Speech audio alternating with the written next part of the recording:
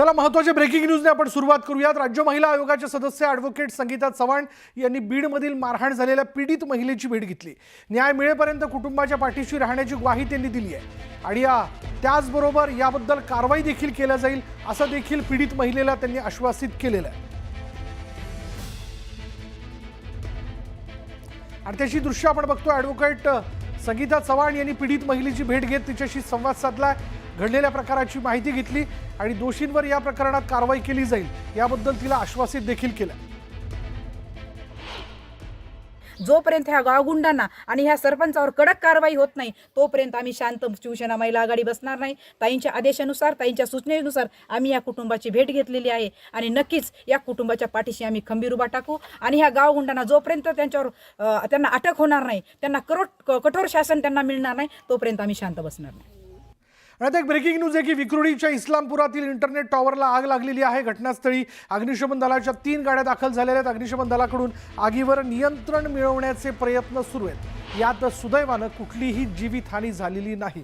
पण ही दृश्य आपण बघतोय ही विक्रोळीच्या इस्लामपुरातील इंटरनेट टॉवरची आहेत। या टॉवरला आग लागली आणि आता घटनास्थळी अग्निशमन दलाच्या 3 गाड्या दाखल झाल्यात। ही आग विझवण्यासाठी शर्थीचे प्रयत्न केले जातात। यात सुदैवानं कुठलीही जीवितहानी झालेली नाही। या आगीचं एकूणच रूप लक्षात घेतलं तर एकूण स्वरूप जर लक्षात घेतलं तर मोठ्या प्रमाणात ही आग लागल्याचं आपण बघतोय। ही आग विझवण्यासाठी आता अग्निशमन दलाचे पंप जे आहेत ते घटनास्थळी दाखल झालेले आहेत आणि हे आग विझवण्याचे प्रयत्न जे आहेत ते केले जात आहेत। लंकेश,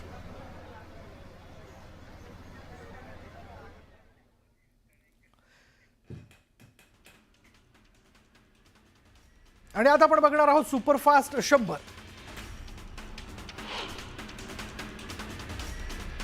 निलंबित पोलीस अधिकारी रणजित कासलेला 3 दिवसांची पोलीस कोठडी सुनावण्यात आली। बीड जिल्हा न्यायालयाने पोलीस कोठडी सुनावली आणि त्यामुळे आता रणजित कासलेचा 21 एप्रिलपर्यंत पोलीस कोठडीतच मुक्काम असणार आहे। परळी विधानसभा मतदारसंघात प्रशासनाचा गैरवापर केला गेल्याचा आरोप शरदचंद्र पवार पक्षाचे नेते राजेश साहेब देशमुख यांनी केला। एकट्या रणजित कासलेला 10 लाख रुपये दिले गेले असतील तर मग इतरांना किती पैसे दिले गेले याची चौकशी करण्याची मागणी राजेसाहेब देशमुख यांनी केली। बीड जिल्ह्यातील माजी सरपंचाने मंत्रालयासमोर अंगावर डिझेल ओतून आत्मदहन करण्याचा प्रयत्न केला। पोलिसांनी वेळीच त्यांना पकडल्याने मोठा अनर्थ टळला। मुगगाव ग्रामपंचायतीत रोजगार हमी योजनेमध्ये घोटाळा झाल्याचा आरोप करत चौकशी करण्याच्या मागणीकरता त्यांनी हे टोकाचं पाऊल उचललं।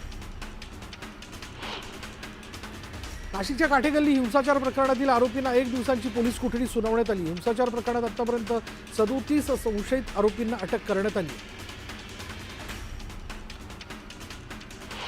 गडचिरोलीमधल्या देऊळगाव इथे आदिवासी कार्यकारी संस्थेच्या धान खरेदी केंद्रावर घोटाळा झाला। घोटाळ्याच्या प्राथमिक चौकशीत खरेदी केंद्रावरील पदाधिकारी आणि उपप्रादेशिक व्यवस्थापक मुरलीधर बावणे यांच्यावर ठपका ठेवण्यात आला।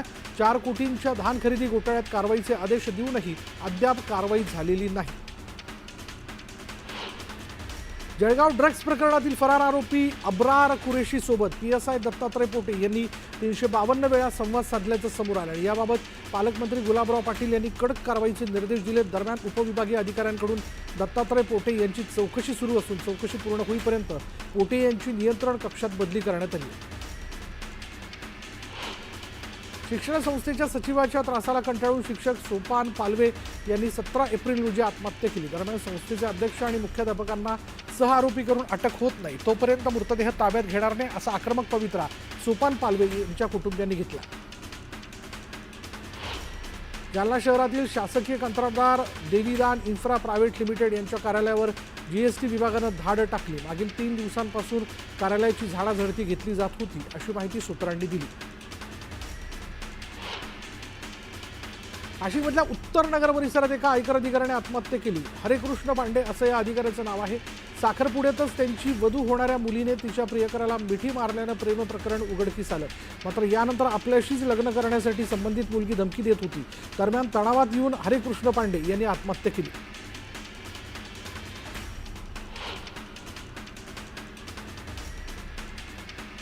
दीनानाथ मंगेशकर रुग्णालयावर गुन्हा दाखल करण्याची मागणी राष्ट्रवादी शरदचंद्र पवार पक्षाने केली आहे। तनिषा भिसे मृत्यू प्रकरणी पवारांच्या पक्षाकडून हायकोर्टात 24 एप्रिल रोजी याचिका दाखल करण्यात येणार आहे। अहवाल देणाऱ्या समितीमध्ये असणाऱ्या एका डॉक्टरवर गैरव्यवहाराचे आरोप आहेत अशा शब्दात दीनानाथ मंगेशकर रुग्णालय समितीच्या अहवालावरनं सुषमा अंधारेंनी टीका केली. मंगेशकर रुग्णालयातील किंवा कोणत्याही रुग्णालयात अनियमितता होऊ नये यासाठी सरकार प्रयत्नशील आहे. राज्य शासनाच्या तिन्ही विभागाचे अहवाल येतील आणि त्यावर कारवाई होईल. ट्रस्ट ऍक्ट खाली ही संस्था असल्यानं राज्य शासनाच्या वतीनं कारवाई करण्यात येईल अशी ग्वाही आरोग्यमंत्री प्रकाश आंबेडकर यांनी दिली. नाशिक शहरात उद्यापासून पुन्हा मनाई आदेश लागू करण्यात आले. 19 एप्रिल ते 3 मे पर्यंत शहरात मनाई आदेश लागू केले. शहरात झालेला हिंसाचार, राजकीय घडामोड आणि महाराष्ट्र दिनाच्या पार्श्वभूमीवर कायदा सुव्यवस्थेचा प्रश्न निर्माण होऊ नये यासाठी हा निर्णय घेण्यात आला. नॅशनल हेराल्ड प्रकरणी पुण्यात भाजप आणि काँग्रेस आमनेसामने आले. काँग्रेस भवनासमोर भाजप युवा मोर्चानं आंदोलन केलं तर भाजपनंतर आता काँग्रेसच्या कार्यकर्त्यांनीही भाजपच्या कार्यालयावर मोर्चा काढत निषेध केला.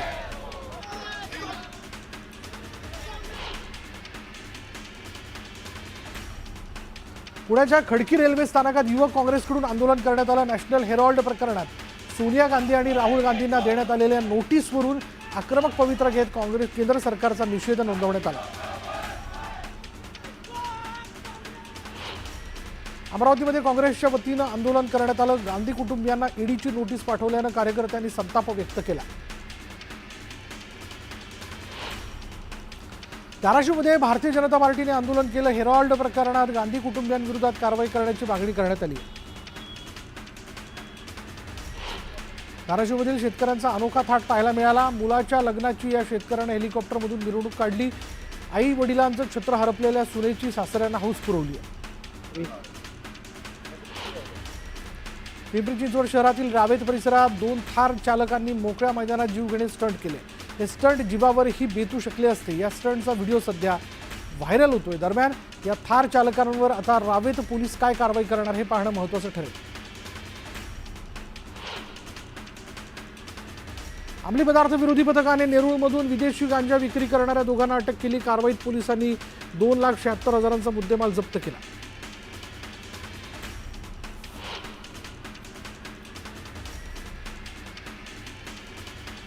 पुण्यातील कोंढवा परिसरात वाहनांची तोडफोड करत दहशत माजवणाऱ्या आरोपींना 12 तासात पोलिसांनी बेड्या ठोकल्या.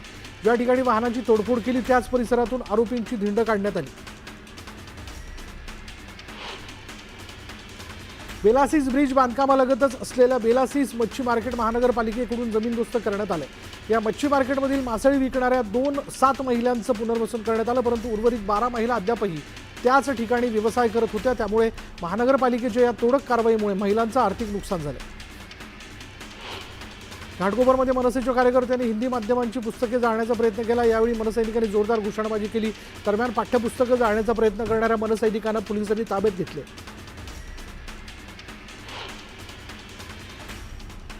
पुण्याच्या शेवाळवाडीमध्ये कर वसुलीसाठी बक्षीस लकी ड्रॉ पद्धत राबवण्यात आली. यातून 65% कर वसुली पूर्ण झाली. दरम्यान कर भरणाऱ्या नागरिकांना विविध बक्षिसांचं वाटप करण्यात आलं.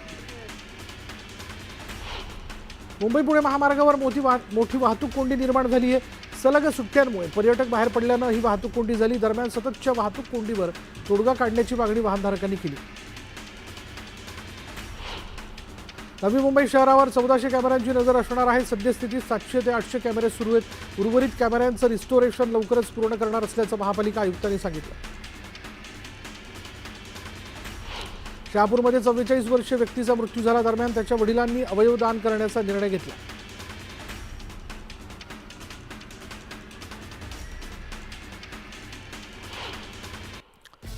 एक ब्रेकिंग न्यूज, कृपया हिंदी आमच्यावर लादू नका. ज्येष्ठ साहित्यिक पद्मश्री मधु मंगेश कर्णिक यांनी वक्तव्य केलंय. 2500 वर्षांपासून इथं मराठी भाषा बोलली जाते. अभिजात दर्जा मिळवण्यासाठी 2.5 वर्षांपूर्वीचा इतिहास शोधून काढला. 2.5 वर्षांपूर्वीचा इतिहास जो आहे तो शोधून काढला आणि इथे प्रत्येकानं मराठी बोललं पाहिजे, शिकलं पाहिजे असं साहित्यिक मधु मंगेश कर्णिक यांनी म्हटलं.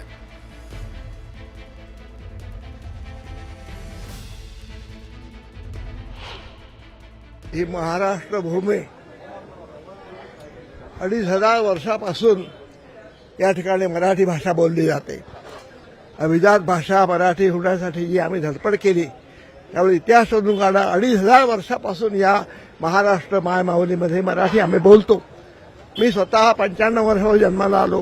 मी माँ नाही म्हणालो, आई म्हणालो. या महाराष्ट्र राज्यामध्ये प्रत्येकाने मराठी बोललं पाहिजे, मराठी शिकलं पाहिजे, मराठी लिहिलं पाहिजे आणि मराठी हीच आपली भाषा अग्रस्थानी मानून पुढे गेलं पाहिजे. कुठलीही भाषा सक्ती करू नये, हिंदीत आहे. 150 वर्ष इंग्रजी बोललो आम्ही, अजूनही बोलतो. इंग्रजी कोणी सक्तीची केली का? नाही केली. हिंदी बोलतो आम्ही. मुंबईमध्ये हिंदीशिवाय चालत नाही, पण हिंदीला जो मान द्यायला पाहिजे आम्ही जरूर देतो. पण कृपा करून हिंदी आमच्यावर लादू नका. मराठीवर राज ठाकरेंचं मोठं ट्विट एवढ्या कमी वेळात कसं आलं? सागर बंगल्यावरनं ट्विटची स्क्रिप्ट आली का, असा सवाल खासदार संजय राऊतांनी केला. पालिका निवडणुकीसाठी हे पडद्यामागचं नाटक सुरू आहे. कधी मराठी कधी हिंदू, एकदा काय ते ठरवा, असा हल्लाबोल राऊतांनी केला. महाराष्ट्रात मराठी राजभाषा आहे. मोदी शहांना इंग्रजी येत नाही म्हणून हिंदी लादू नका, आमच्यावर हिंदीची सक्ती करू नका, असं संजय राऊतांनी ठणकावलं. हिंमत असेल तर इंटरनॅशनल स्कूलमध्ये मराठीची सक्ती करा, असं आव्हान राऊतांनी केलं.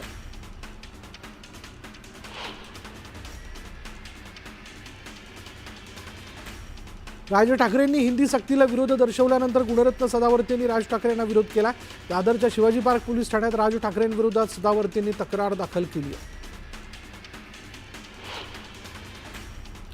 राज ठाकरे निवडणूक डोळ्यासमोर ठेवून कोणतीही भूमिका घेत नाहीत. राज ठाकरेंविरोधात अनेक तक्रारी दाखल झाल्यात. आम्ही अशा तक्रारींना भीक घालत नाही, असं म्हणत यशवंत किल्लेदारांनी सदावर्तेंना जोरदार प्रत्युत्तर दिलं. अभिजात भाषेचा दर्जा देऊन हिंदीचा पुरस्कार करणारं हे सरकार फॅसिस्ट प्रवृत्तीचं आहे, अशी टीका काँग्रेस प्रदेशाध्यक्ष हर्षवर्धन सपकाळ यांनी केली. बालकांच्या मानसिकतेचा विचार न करता भाषेची सक्ती केली जात असल्याचा आरोपही सपकाळ यांनी केला. हिंदी भाषा सक्तीविरोधात विद्यार्थी सेनेच्या वतीने वाशीतील छत्रपती शिवाजी महाराज चौकात जोरदार निदर्शनं करण्यात आली. मनविसेच्या कार्यकर्त्यांनी शासनाच्या हिंदी सक्तीच्या धोरणाचा निषेध व्यक्त केला. पुण्यात मनसे विद्यार्थी सेनेकडून हिंदी भाषा सक्तीच्या विरोधात आंदोलन करण्यात आलं. राज्य सरकारनं शालेय अभ्यासक्रमात पहिलीपासून हिंदी भाषा विषय सक्तीचा केल्यानं मनसेकडून विरोध करण्यात आला. यावेळी सरकारच्या GRची मनसेनं होळी केली.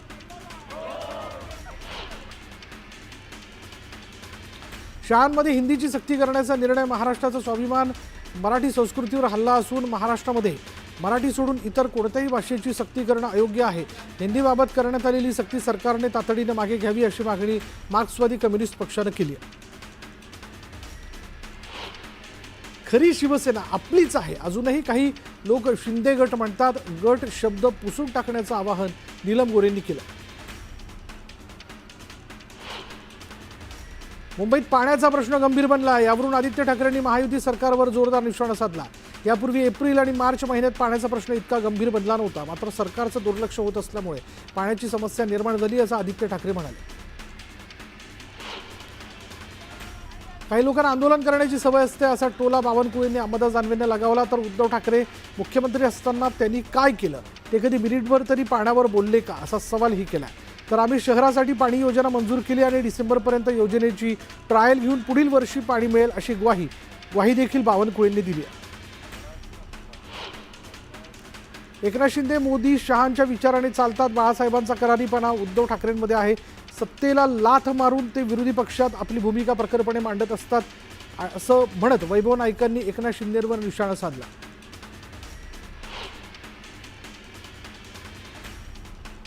छत्रपती संभाजीनगरच्या उद्योजकांमध्ये जितकी उद्योजकता दिसते ती राज्यात कुठेही दिसत नाही. महाराष्ट्र इंडस्ट्रीयल मॅग्नेट पुण्याला म्हणतात, पण लवकरच ते संभाजीनगर आणि जालन्यात होईल, असा विश्वास मुख्यमंत्री देवेंद्र फडणवीसांनी व्यक्त केला. संरक्षण मंत्री राजनाथ सिंह यांच्या हस्ते वीर शिरोमणी महाराणा प्रताप यांच्या पुतळ्याचं अनावरण पार पडलं. छत्रपती संभाजीनगरमध्ये महाराणा प्रताप यांचा 18 फूट उंचीचा पुतळा उभारण्यात आला. पुण्यात विविध खेळ प्रकारातील खेळाडूंना शिवक छत्रपती क्रीडा पुरस्काराने सन्मानित करण्यात आलं आणि यावेळी राज्यपाल राधाकृष्णन आणि मुख्यमंत्री फडणवीसांच्या हस्ते पुरस्कार प्रदान करण्यात आला. शेतकऱ्यांना कर्जमाफी देण्याची मागणी बच्चू कडूंनी केली आहे. तर कर्जमाफीबद्दल मुख्यमंत्री देवेंद्र फडणवीसांसोबत ही चर्चा करणार असल्याचं कडूंनी म्हटलं. हिंगोलीच्या गुंज गावाला सुजात आंबेडकरांनी भेट दिली. यावेळी त्यांनी विहिरीत पडून मृत्यू झालेल्यांच्या कुटुंबासोबत चर्चा केली. दरम्यान शासनाने जाहीर केलेली मदत वाढवून देण्याची मागणी त्यांनी केली. धाराशिवच्या उमरगा तालुक्यात गुन्हेगारीच्या घटनांमध्ये वाढ झाली. यावेळी माजी आमदार ज्ञानराज चौगुलेंनी थेट मुख्यमंत्री फडणवीसांकडे तक्रार केली. यवतमाळच्या आर्णी तालुक्यातील पारधी बेड्यावर एका 12 वर्षीय तरुणीचा मृत्यू झाला. या प्रकरणी मंत्री अशोक उईकेंनी चौकशीचे आदेश दिलेत. नदीवर कपडे धुण्यासाठी गेली असता ही घटना घडल्याचा प्राथमिक अहवाल तहसीलदारांनी दिला. सोलापूरच्या तापमानात दिवसेंदिवस वाढ होते आणि सोलापूरचं तापमान 43.3 अंशांवर पोहोचले. त्यामुळे नागरिक उकाड्याने हैराण झाले.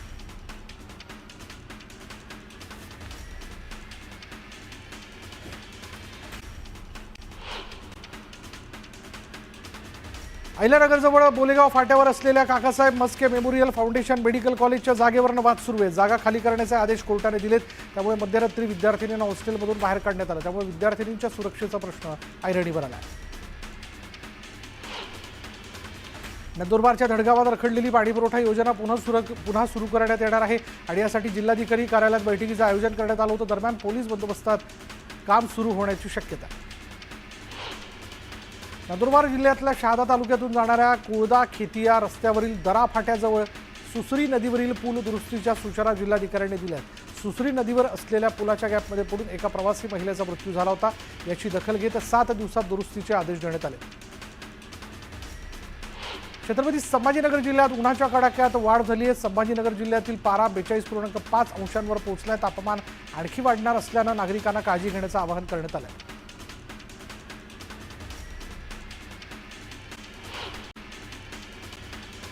लातूर जिल्ह्याच्या निलंगा तालुक्यातील अन्सरवाडा या गावाने एक अनोखा पायंडा गावात सुरू केला. भारतरत्न डॉक्टर बाबासाहेब आंबेडकर आणि महात्मा बसवेश्वर या महापुरुषांची जयंती एकत्र साजरी करत मोफत आरोग्य शिबिराचं आयोजन करण्यात आलं.